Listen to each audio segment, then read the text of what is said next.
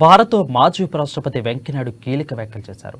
ముంచింతల్లోని Swarna Bharati trust ఆధ్వర్యంలో ఉగాది పండుగ వేడుకలు నిర్వహించారు.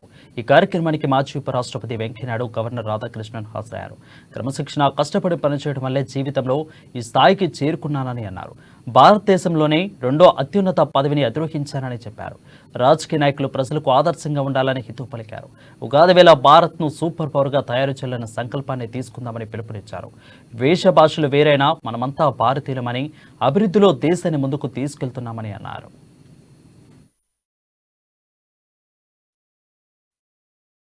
భావాలను కూడా ప్రభావితం చేసిపోయేవాడు.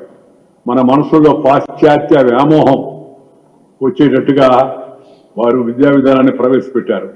ఇప్పుడు మళ్ళా మన దేశం స్వతంత్రంగా అయింది. మన కాళ్ళపై మనం నిలబడుతున్నాం. మన ఇష్టం వచ్చిన వాళ్ళని మనం ఎన్నిక చేసుకున్నాం. మనకి మంచి నాయకులు దొరికి దేశాన్ని ముందుకు తీసుకెళ్తున్నారు, రాష్ట్రాలను ముందుకు తీసుకెళ్తున్నారు. అలాంటి తరుణంలో మనం సంకల్పబద్ధులు కావాల్సి ఉంది. కష్టపడి పనిచేయాల్సి ఉంది. నిజాయితీగా వ్యవహరించాల్సి ఉంది. ఐకమత్యంగా ముందుకు సాగవలసి ఉంది. కులము, మతము, ప్రాంతము, భాషా భేదాలు లేకుండా వేషం, భాష వేరైనా మనమంతా భారతీయులు అనే భావనతో మనందరంగా సమైక్యంగా ముందుకు సాగాల్సిన అవసరం ఉంది. ఆ సంకల్పాన్ని మనం ఈరోజు ఈ ఉగాది క్రోధినామ సంవత్సరంలో తీసుకోవాలని మనందరినీ కోరుతున్నాను. 1991లో ప్యారిస్, లండన్ వంటి నగరాల ఆర్థిక వ్యవస్థ కన్నా మన ఆర్థిక వ్యవస్థ చిన్నది.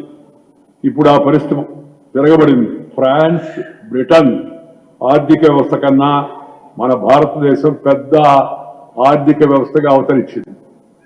2014లో ప్రపంచ ఆర్థిక వ్యవస్థలో 10వ స్థానంలో ఉన్న భారత్ ఇప్పుడు $4.150 ట్రిలియన్ ప్రపంచంలోని పెద్ద ఆర్థిక వ్యవస్థగా అంతరించింది. 5 పెద్ద ఆర్థిక వ్యవస్థలైన